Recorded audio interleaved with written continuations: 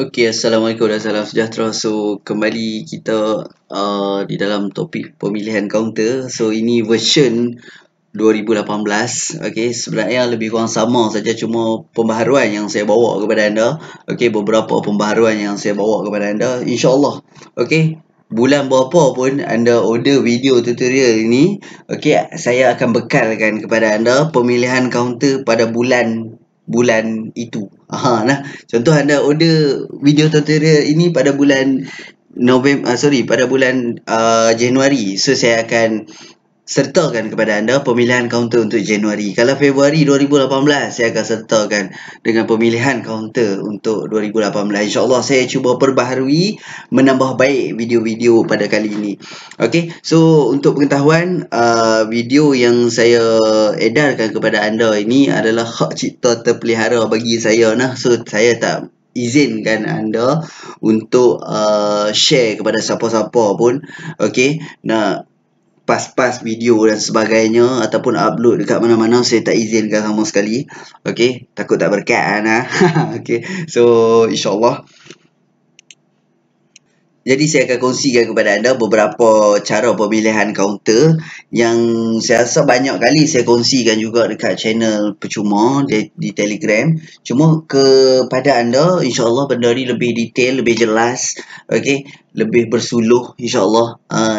So, dan pembaharuan pada kali ini yang saya bawa, dan saya akan letakkan anda ke dalam satu channel khas, okey, yang mana siapa yang belum join channel tersebut, anda boleh dapatkan link channel tersebut, okey, kepada saya, dan saya akan berikan link tersebut kepada anda, okey, yang mana anda boleh berada di dalam link channel tersebut, okey, sepanjang tahun 2018 insyaAllah. Okey, paling singkat anda berada dalam channel itu mungkin 3 bulan. Paling singkat, itu jaminan saya. Okey, yang mana saya akan sentiasa buka soalan kepada anda. Okey, anda boleh emailkan soalan, nanti saya akan bagi tahu dekat dalam channel itu. Anda boleh email bila-bila masa saja soalan kepada saya. Okey, sebarang soalan berkenaan dengan apa yang kita belajar. Okey, insyaAllah saya akan post video latest di dalam channel tersebut. Okey, itu serba sedikit pembaharuan yang saya bawa pada tahun 2018 ini insyaAllah. Okey, so untuk pemilihan kaunter, topik yang paling penting yang saya sangat suka kongsi kepada orang adalah bab pemilihan kaunter.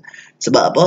Ini adalah asas kita untuk pilih kaunter. Untuk beli, kena pilih dulu. Kalau kata beli tanpa pilih, beli macam mana kan? So kita kena pilih dulu kaunter. Okey, so saya dah susun kepada anda. Mungkin anda dah pernah lalui pembelajaran yang sama. Cumanya kali ni saya bawa new version kepada anda. Okey, so bab pemilihan kaunter, kita di dalam faktor ataupun sudut technical analysis. Jadi saya hanya berkongsi berkenaan dengan technical analysis sahaja.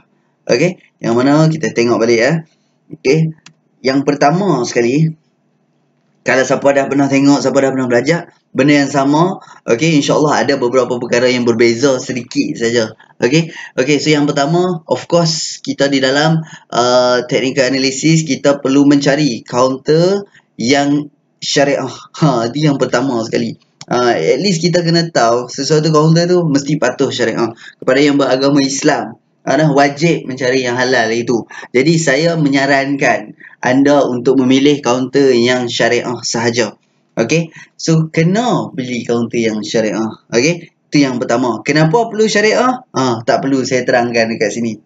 So yang kedua, kita tak kaji berkenaan dengan fundamental. Kita hanya kaji berkenaan dengan technical analysis sahaja. Jadi bila kita mengkaji bab berkenaan technical analysis, perkara yang paling penting selepas menentukan sesuatu kaunter itu syariah ataupun tak, kita dah memilih kaunter yang syariah, kita kena tahu daripada aspek kaunter tu macam mana yang kita nak. Jadi saya shortcut kepada anda. Saya tolong ringkaskan. Okay, so kita hanya mencari kaunter-kaunter yang ada volume, yang aktif sahaja. Okey, yang aktif, yang ada volume. Jadi kaunter-kaunter ini sahaja yang kita pilih.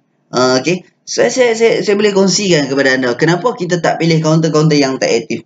Okey, untuk nak dapat lebih keyakinan, okey, nak dapat lebih kepastian berkenaan dengan jawapan, saya boleh bagi kepada anda contoh dekat sini. Anda cuba cari satu kaunter yang tak aktif. So dekat mana kita nak cari kaunter yang tak aktif ni? So di page-page yang terakhir. Okey, ini adalah platform Maybank. Okey, InsyaAllah saya akan kongsikan kepada anda Maybank dan juga M+. Itu saja yang saya ada. Okey, ini page 1 daripada 10. So kita pergi page yang ke 10. Tengok. Nah, kita pergi page bawah sikit.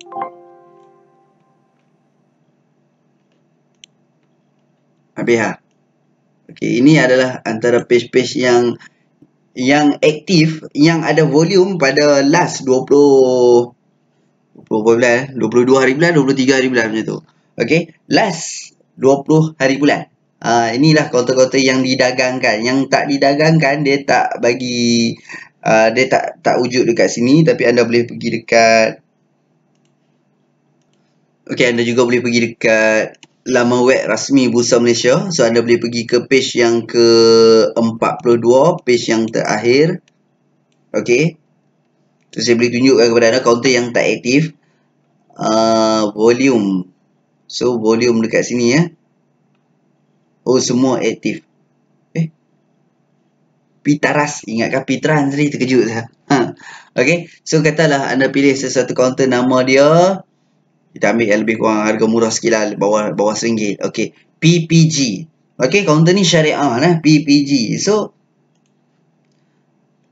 untuk meyakinkan, okey, kenapa kita pilih kaunter yang aktif sahaja? Ini contoh kaunter yang tak aktif.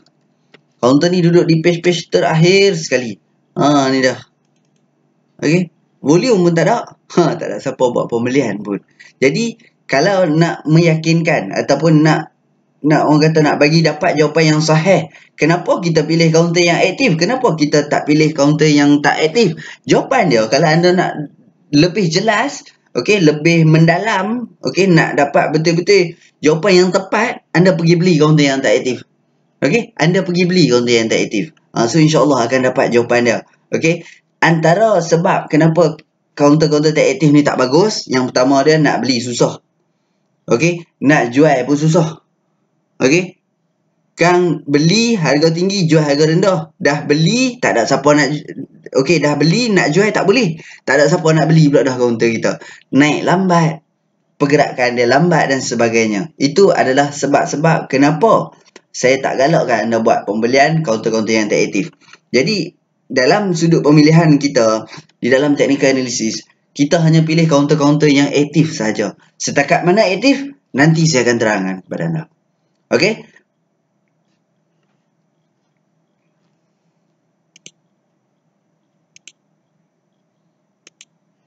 Jadi tuan-tuan, kalau tengok dekat sini, okey, so kita bab nak pilih kaunter ni, kita ada beberapa platform. Okey, antaranya kita boleh pilih daripada ini, apa kita panggil ni, platform. Okey, kita boleh pilih kaunter tu. Yalah, kita sekarang ni dalam topik pemilihan kaunter. Okey, so kita nak pilih kaunter. Daripada mana kita nak dapatkan kaunter tersebut?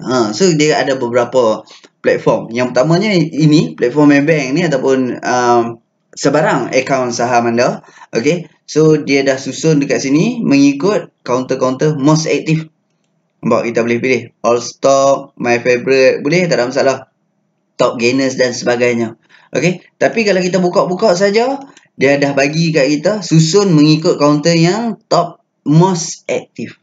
Okey, so kita kenal lah kaunter PAWB, PUC. Kalau kita tak buka, macam mana kita nak tahu nama-nama kaunter ni? Okey, yang kita tahu kaunter apa? DG,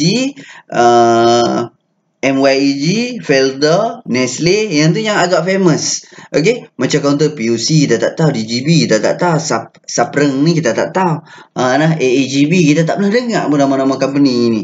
Okey, tapi macam mana kita nak tengok list yang banyak itu? Kita boleh buka dekat kita punya platform, sama ada Maybank, M+, Hong Leong, CIMB dan sebagainya. Okey, so anda boleh tengok dekat sini. Okey, anda juga boleh pergi ke laman web iSaham. Laman web iSaham pun boleh tengok. Ni salah satu lah. Salah satu yang saya, beberapa platform yang saya boleh kongsikan kepada anda. Dan anda juga boleh pergi ke laman web Bursa Malaysia. Okey, yang sangat famous dan sangat selalu saya guna dan antara platform yang saya ajak untuk orang pilih kaunter adalah Bursa Malaysia punya laman web www.bursamalaysia.com market. So anda boleh pilih dekat sini, anda letak cursor dekat Islamic Market, just klik Syariah Compliance Stop Price. Okey, nanti adalah dia susun siap-siap kaunter, okey, dalam bentuk macam ni. So